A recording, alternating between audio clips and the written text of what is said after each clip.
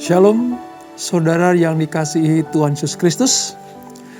Kembali berjumpa di dalam program Bible Study CK7 pada hari ini, di mana kita akan melanjutkan kisah kitab Kejadian setelah riwayat Yakub yang melahirkan keturunan 12 suku Israel. Hari ini kita akan mulai pelajaran kita untuk mengerti akan kehidupan Yusuf.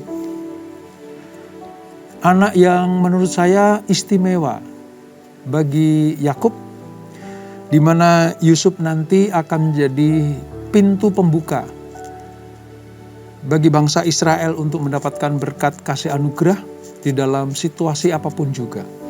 Oleh sebab itu, mari kita siapkan hati kita siapkan diri kita untuk dipenuhi dengan kehendak Allah lewat firman Tuhan pada hari ini. Kita hampiri Tuhan, kita minta Tuhan menuntun kita, supaya rohnya membawa kita kepada pengertian yang benar firman Allah seperti yang Tuhan kehendaki. Kita sembah Dia, kita puji Dia. Haleluya. Haleluya. Terima kasih Yesus. Terima kasih Tuhan untuk segala yang Kau lakukan dalam hidup kami. Terima kasih Bapa. Sungguh besar kasih setiamu dalam hidupku. Kami agungkan Engkau, kami puja Engkau dengan segenap hati. Hiralarabaya ralarabaya ralarabaya. Bapa, besar sungguh kasih setiamu, dan sungguh perlindunganmu, tak satu kuasa mampu pisahkan aku dari kasih-Mu. Bapa, ajarku selalu hormati-Mu,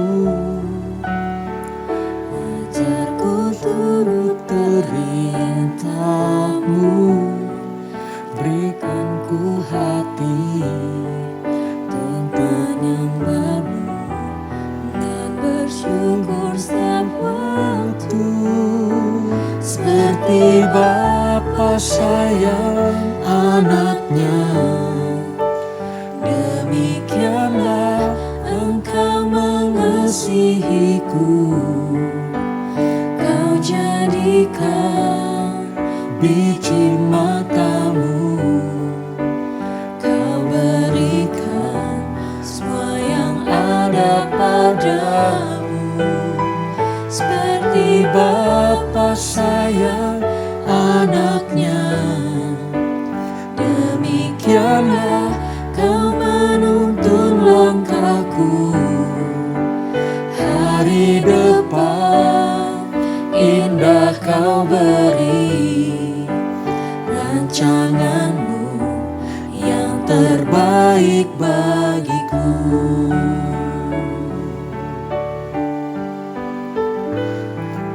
Bapa, besar sungguh kasih setiamu, nyata sungguh perlindungan-Mu, tak satu kuasa mampu pisahkan aku dari kasih-Mu. Bapa, ajarku selalu hormati-Mu, ajarku turut perintah-Mu, berikan ku hati menyembahmu dan bersyukur setiap waktu. Seperti Bapa sayang anaknya, demikianlah Engkau mengasihiku. Kau jadikan biji matamu, Kau berikan semua yang ada padamu. seperti Bapa sayang Anaknya, demikianlah Kau menuntun langkahku.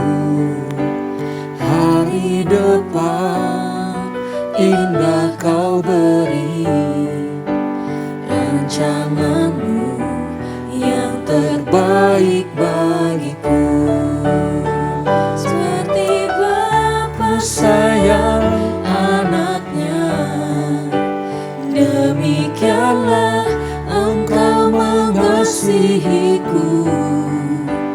Kau jadikan biji matamu, Kau berikan semua yang ada padamu.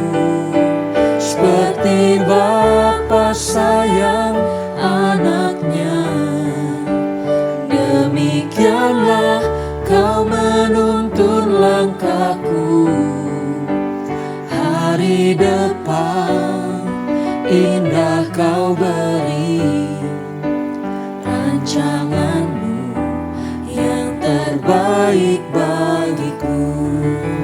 Hari depan indah Kau beri, rancanganmu yang terbaik bagiku.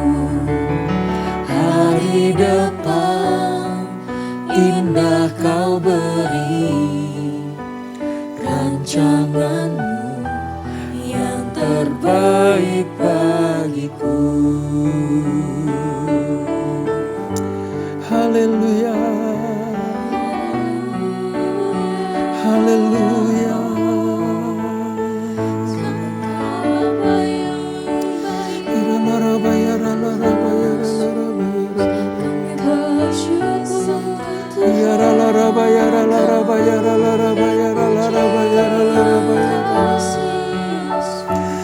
Terima kasih Bapa,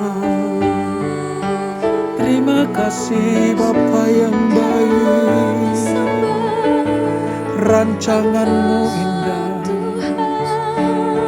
keputusan-keputusanmu ajaib Tuhan.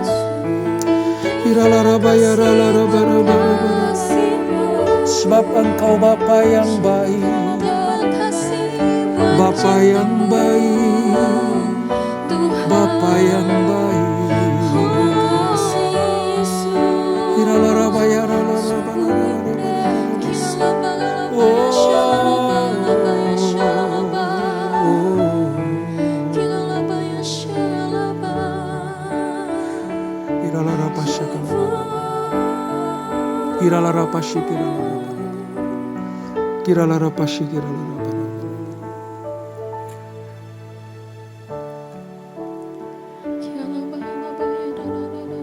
Katakan Bapakku yang baik, Bapakku yang baik, Bapakku yang baik.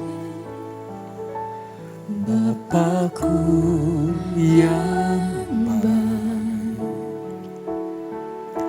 sangat ku cinta.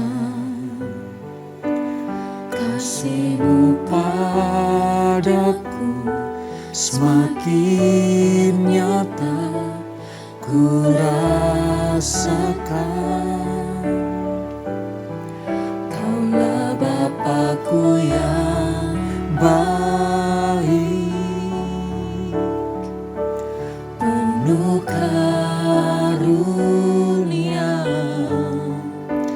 Ku bersyukur selalu kepadamu Bapa.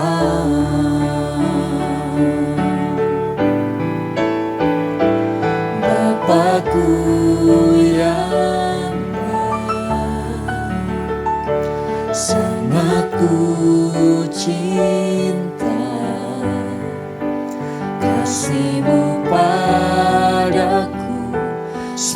semakin nyata ku rasakan.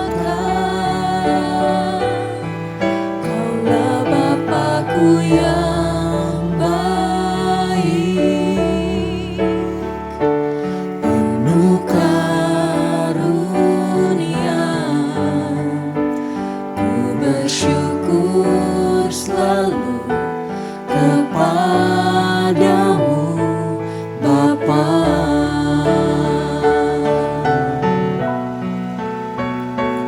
Bapa-Ku yang baik, sangat ku cinta.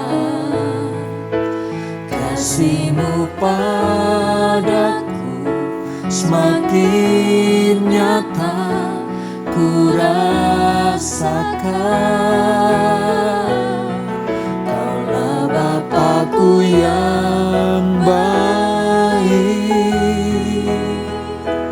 penuh karunia. Ku bersyukur selalu kepadamu Bapa.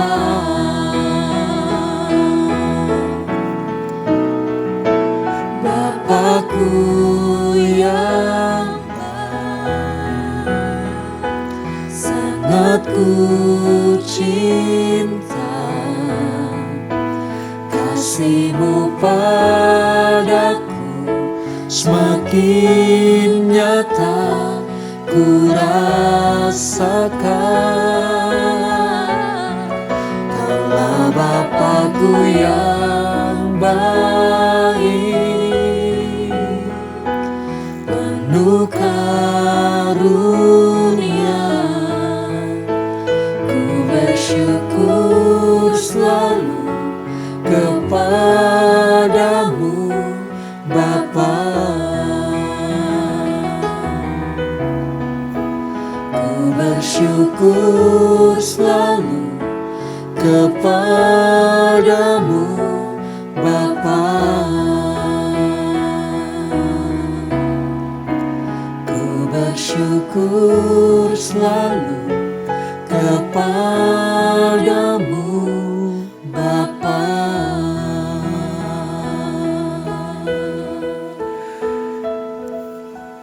Ini pujian keluar dari hati kami ya Tuhan, bahwa Engkau adalah Bapa kami yang baik, Bapa yang memelihara anak-anaknya, Bapa yang memperhatikan setiap kehidupan umat perjanjian, Bapa yang memelihara dari waktu ke waktu, Bapa yang selalu ada bersama dengan anak-anaknya di tengah musim dan waktu.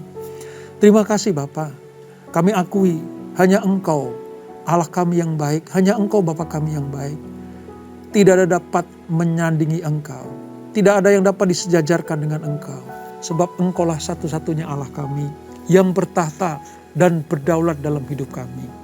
Terima kasih Bapa untuk hadirat-Mu, terima kasih untuk lawatan, terima kasih untuk urapan yang Kau berikan buat kami semuanya. Dan sebentar kami akan merenungkan kebenaran firman-Mu, belajar tentang sabda-Mu, ajar kami mengerti apa yang Engkau kehendaki untuk kami lakukan. Lewat sejarah para leluhur iman kami, hari ini kami belajar tentang kehidupan Yusuf yang Tuhan pilih, yang Tuhan berikan pernyataan yang luar biasa. Terima kasih Bapa. Roh Kudus, jamah dan urapi kami. Di dalam nama Yesus, mari yang siap belajar firman Tuhan, sama-sama kita katakan, amin. Kita masuk di dalam pembelajaran kita di Kejadian pasal yang ke-37, saudara. Hari ini kita mulai mengawali kisah Yusuf yang sangat-sangat luar biasa. Sering saya membaca kisah ini, saudara. Beberapa kali saya ulang-ulang terus kisah Yusuf ini dan selalu menginspirasi hidup saya. Bagaimana lewat pemilihan Tuhan, lewat sanctifikasi yang Yusuf alami, sehingga Yusuf mengalami dan menikmati glorifikasi. Justifikasi lewat mimpi-mimpinya. Sanktifikasi lewat perjalanan hidup yang tidak mudah. Ujian-ujian iman yang Yusuf harus alami. Dan nanti pada akhirnya Yusuf menerima glorifikasi, kemuliaan yang Tuhan janjikan itu. Nah, kisahnya seperti apa Yusuf itu, saudara? Kita akan awali dari Kejadian pasal ke-37. Satu pasal ini, saudara, pasal 37 ini akan kita bagi dua, pertemuan hari ini dan selanjutnya. Hari ini kita akan belajar tentang Yusuf dan saudara-saudaranya.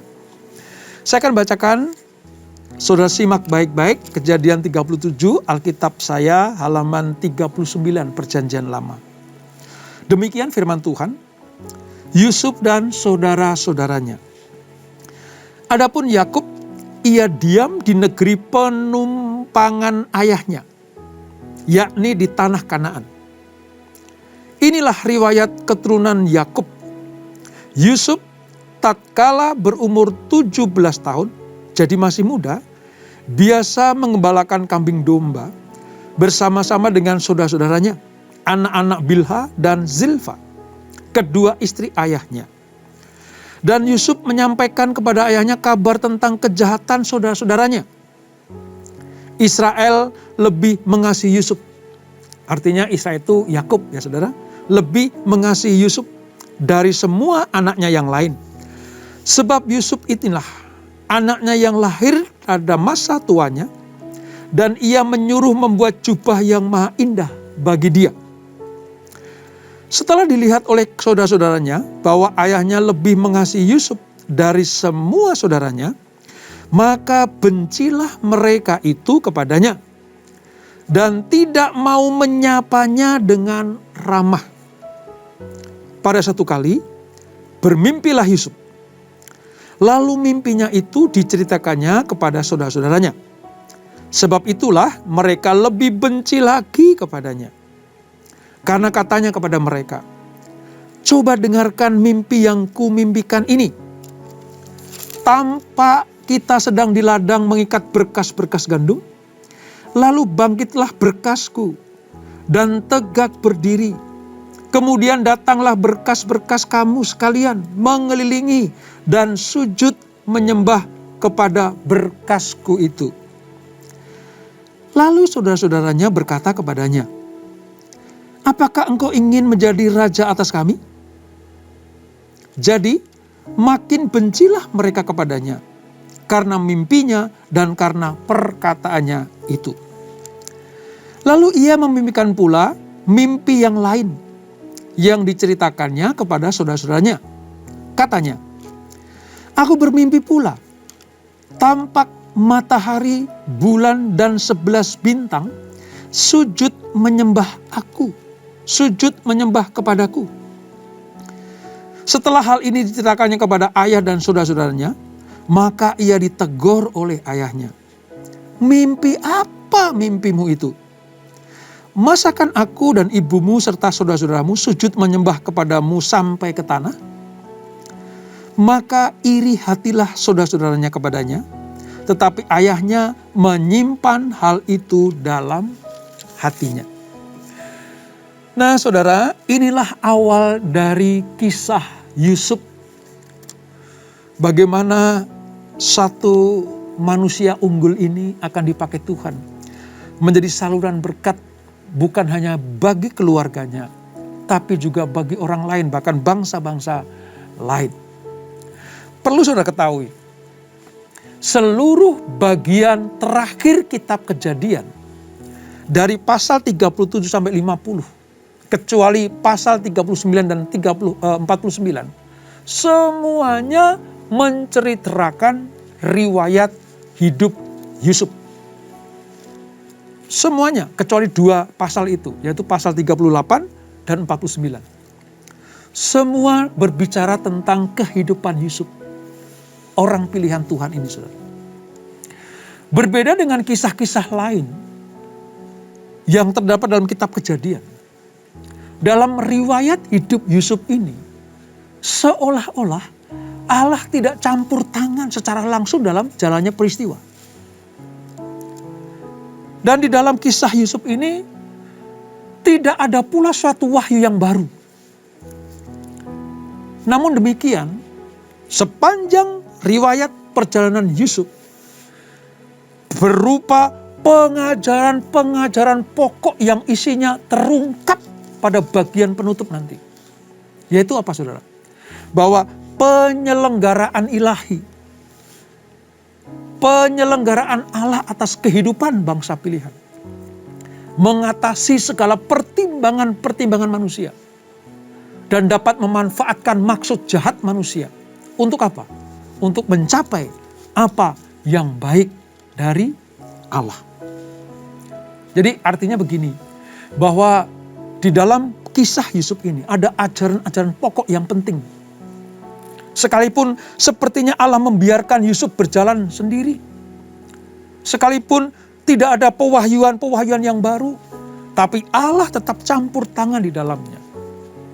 Karena maksud baik Allah untuk memelihara bangsa pilihan Tuhan ini.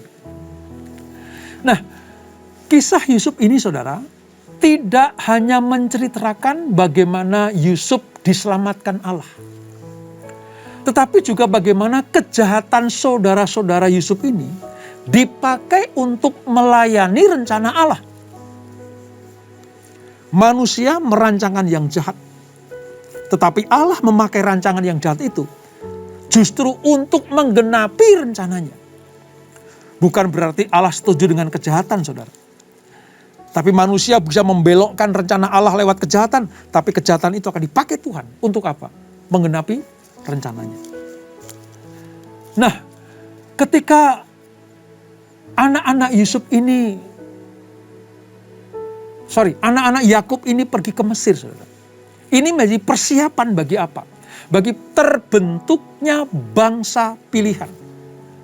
Ya, Yakub bersama dengan anak-anaknya itu mengungsi ke Mesir nanti, mempersiapkan terbentuknya bangsa terpilih. Dan sangat terasa sekali kisah mengenai penyelamatan, memelihara hidup bangsa pilihan di tanah Mesir itu. Itu merupakan sebuah janji Allah, sebuah karya Allah yang luar biasa. Di tengah penderitaan, di tengah kelaparan, di tengah pengungsian, Allah tetap memelihara bangsa pilihannya.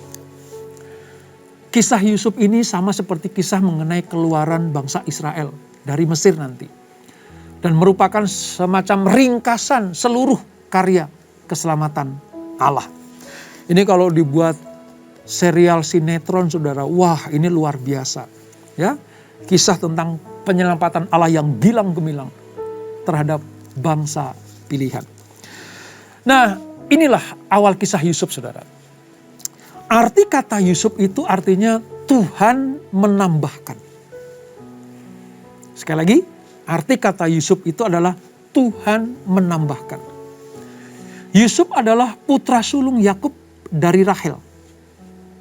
Yusuf adalah anak ke-11 dari 12 pria.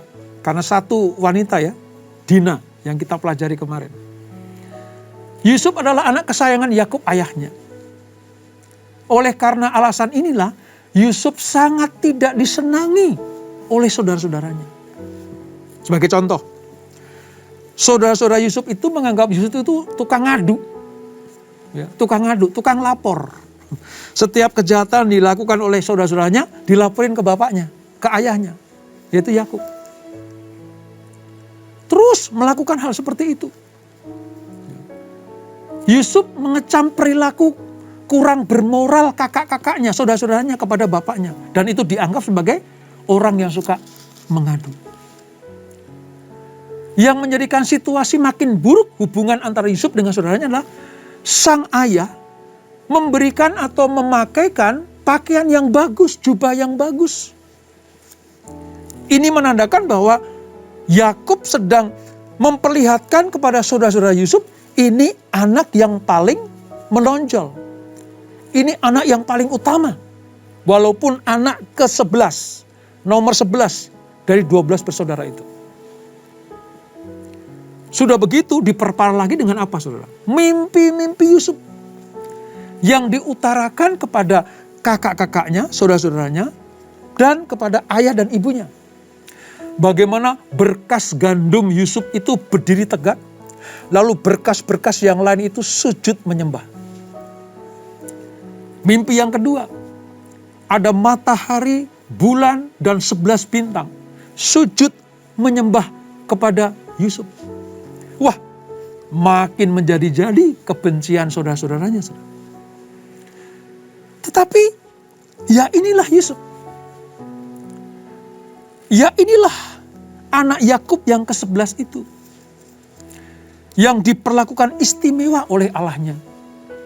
Karena tanpa disadari, bahkan mungkin oleh Yakub, bahwa Yusuf memang betul-betul akan menjadi pemimpin keluarga Israel. Ketika kita baca dari ayat 1 sampai 11 tadi saudara, kita akan melihat bagaimana di usia yang sangat muda, Yusuf telah menerima tanda akan masa depannya. Ini jarang sekali saudara, ada tokoh Alkitab yang diberikan pengertian, penyertaan, dan pernyataan Tuhan. Bahwa dia akan mendapatkan sebuah kemuliaan yang tidak dapat disejajarkan dengan apapun juga. Seperti halnya Yakub ayahnya yang menerima janji pemeliharaan Tuhan lewat mimpi. Ya, di Mahanaim dia dapat pernyataan Tuhan, Yakub ini ya saudara. Lalu di Peniel dia berjumpa dengan Allah, melihat wajah Allah. Ya, lalu ada mimpi di Betel bagaimana ada tangga turun naik. Ya. Demikianlah Yakub mendapatkan semuanya itu. Lalu sekarang nurun kepada Yusuf.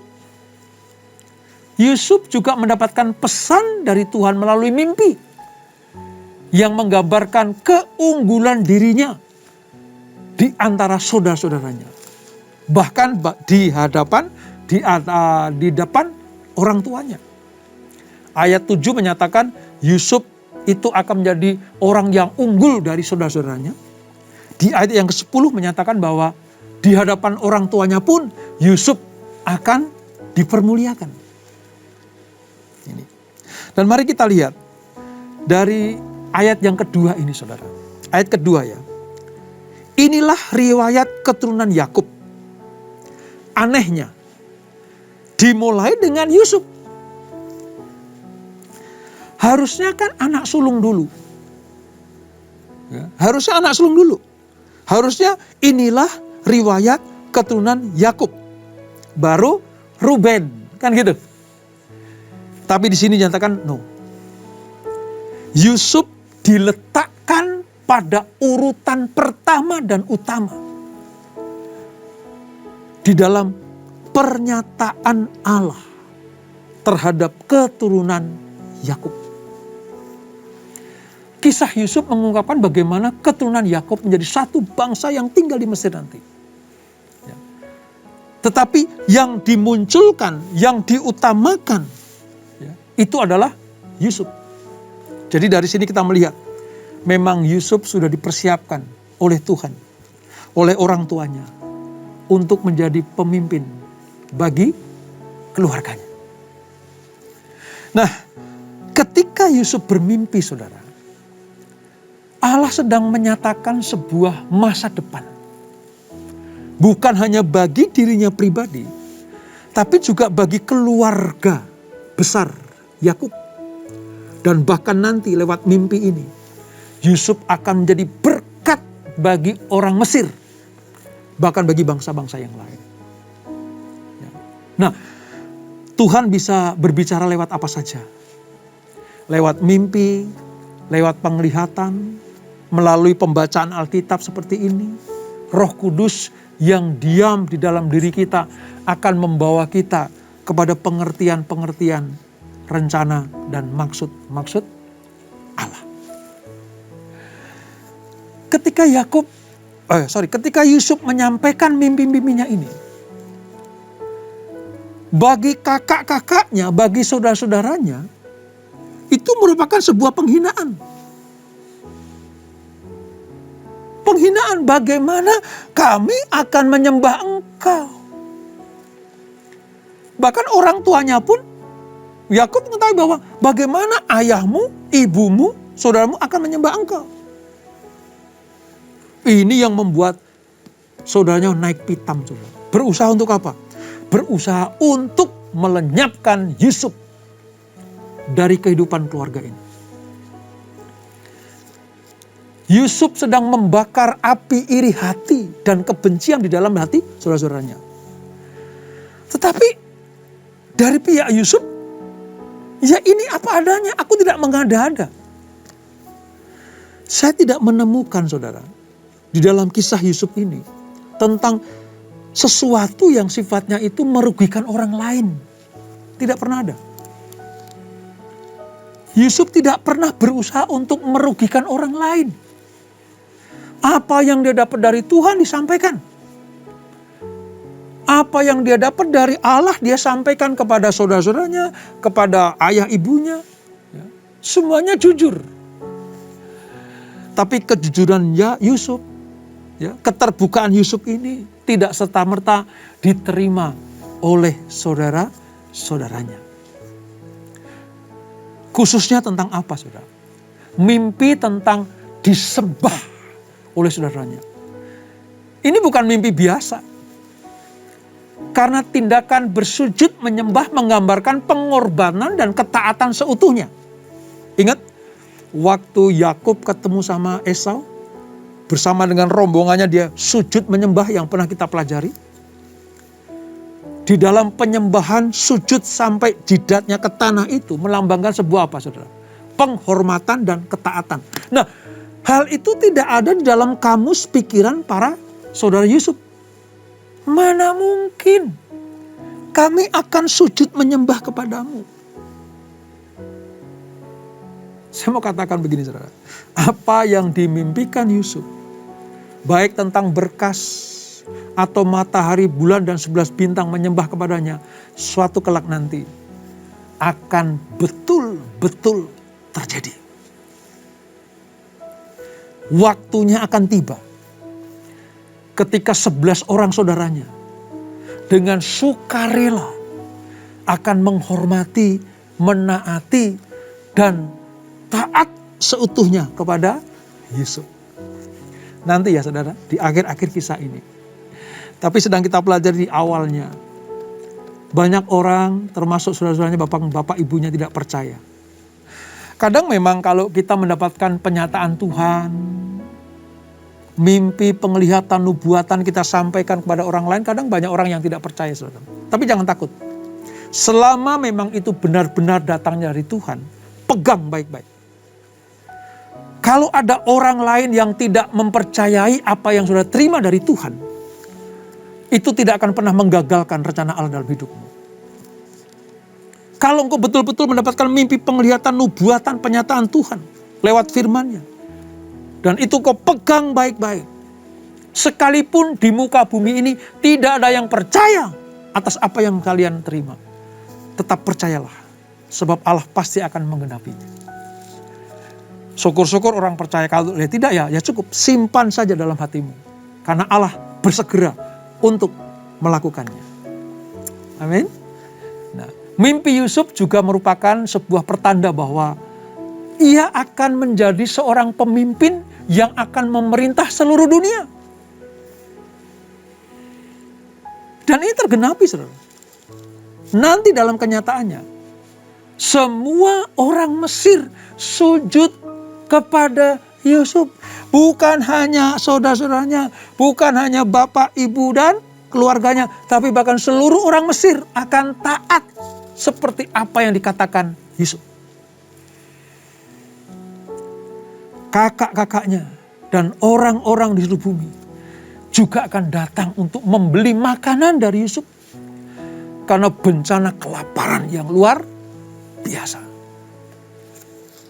Tuhan menyatakan masa depan kita bisa lewat mimpi penglihatan. Supaya apa? Supaya kita menjadi berkat bagi banyak orang. Bukan hanya sekedar kita nikmati pribadi. Yusuf tidak pernah dalam penggenapan semua mimpi dan nubuatannya itu hanya untuk kepentingan pribadi. Wong Mesir saja dipikirkan oleh Yusuf, apalagi keluarganya. Mesir saja mendapatkan sebuah berkat lewat kehidupan Yusuf. Apalagi keluarganya. Jadi tepat sekali apa yang dikatakan firman Tuhan. Saudara-saudara merancangkan yang jahat kepada Yusuf, tapi Allah merancangkan yang terbaik.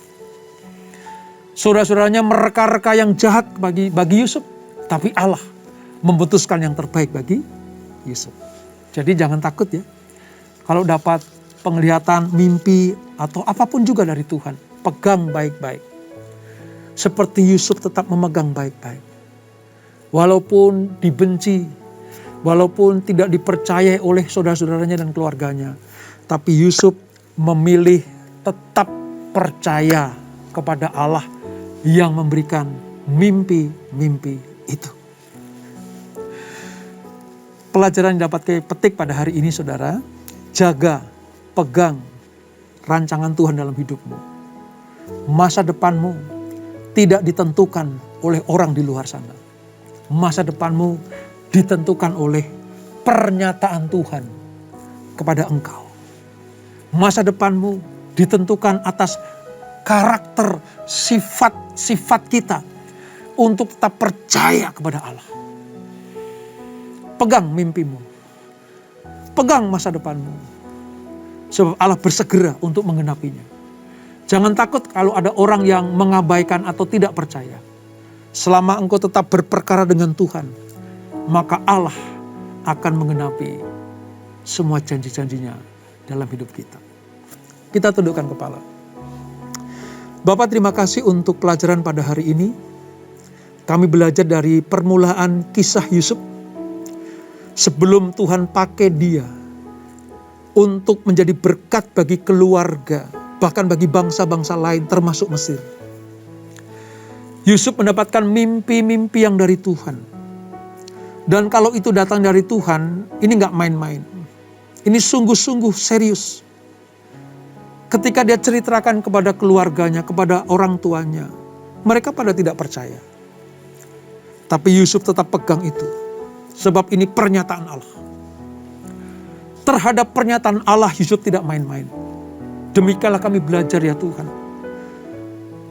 Engkau bisa berbicara kepada kami lewat pembacaan firman Tuhan. Lewat renungan-renungan yang kami baca. Lewat keintiman kami dengan Tuhan. Bisa lewat mimpi seperti Yusuf. Atau nubuatan-nubuatan yang kami terima.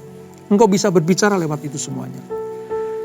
Tuhan minta kalau Tuhan berbicara kepada kami diminta untuk percaya, memegang janji Allah dengan sekuat-kuatnya. Sampai hal itu digenapi. Mungkin banyak orang mencibir, merendahkan, tidak percaya. Tapi kami tetap percaya kepada Tuhan. Karena kami percaya, semuanya pasti akan digenapi. Berkati kami semua ya Tuhan, berkati anak-anak-Mu. Berbicaralah kepada kami semuanya. Seperti Engkau berbicara kepada Yusuf lewat mimpi. Berbicaralah pribadi lepas pribadi. Tentang masa depan kami. Tentang pengharapan-pengharapan yang dapat kami raih bersama dengan Engkau. Kami percaya bersama dengan Tuhan. Kami akan mendapatkan kemuliaan demi kemuliaan. Hari ini kami belajar mulai dari justifikasi Tuhan terhadap Yusuf. Dan pada berikutnya kami akan belajar sanctifikasi Yusuf. Dan pada akhirnya kami akan melihat glorifikasi yang Yusuf terima dari Tuhan.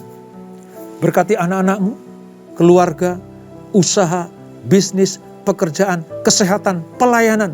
Semuanya diberkati Tuhan. Terima kasih Bapak. Sebelum kami berpisah, kami siapkan hati kami untuk terima berkat yang daripada-Mu. Kekasih-kekasih Kristus, arahkan hatimu kepada Tuhan. Terimalah berkat kasih anugerah dari Allah Bapa yang berlimpah-limpah di dalam Anaknya yang tunggal Tuhan Yesus Kristus, dan persekutuan yang masih dalam Roh Kudus menyertai kita semuanya. Mulai saat ini sampai Maranatha, Tuhan datang yang kedua kali menjemput kita semuanya. Bertemu di awan-awan yang permai, menikmati kemuliaan kekal sampai selama-lamanya. Yang diberkati, sama-sama kita katakan amin, amin, amin. Tuhan Yesus memberkati.